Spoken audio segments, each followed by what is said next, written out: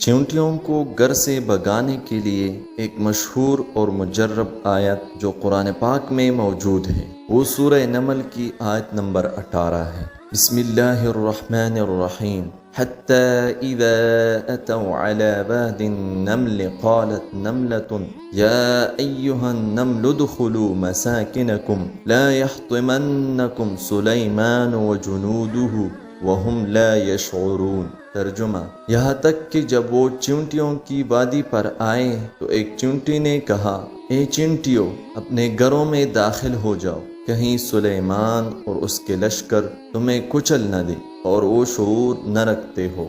یہ آیت اس واقعے سے متعلق ہے جب حضرت سلیمان علیہ السلام اپنی فوج کے ساتھ گزر رہے تھے اور ایک چیونٹی نے دوسری چیونٹیوں کو خبردار کیا تاکہ وہ کچلی نہ جائے۔ اس آیت کے عمل کا طریقہ یہ ہے کہ اس آیت کو کسی کاغذ پر لکھ کر چیونٹیوں کے بل یا ان کے آنے جانے کی جگہ پر رکھ دیا جاتا ہے۔ بہت سے لوگوں کا تجربہ ہے کہ اس سے چیونٹیاں اپنے بلوں میں واپس چلی جاتی ہے اور پریشانی ختم ہو جاتی ہے، اور یہ بھی کہا جاتا ہے کہ اس آیت کو پڑھ کر چیونٹیوں پر دم بھی کیا جا سکتا ہے۔ لیکن سب سے اہم بات یہ ہے کہ اسلامی تعلیمات میں جانوروں کو بلا وجہ تکلیف دینا یا مارنا منع ہے، اس لیے اگر چیونٹیوں سے بہت زیادہ پریشانی نہ ہو تو انہیں مارنے سے گریز کرے۔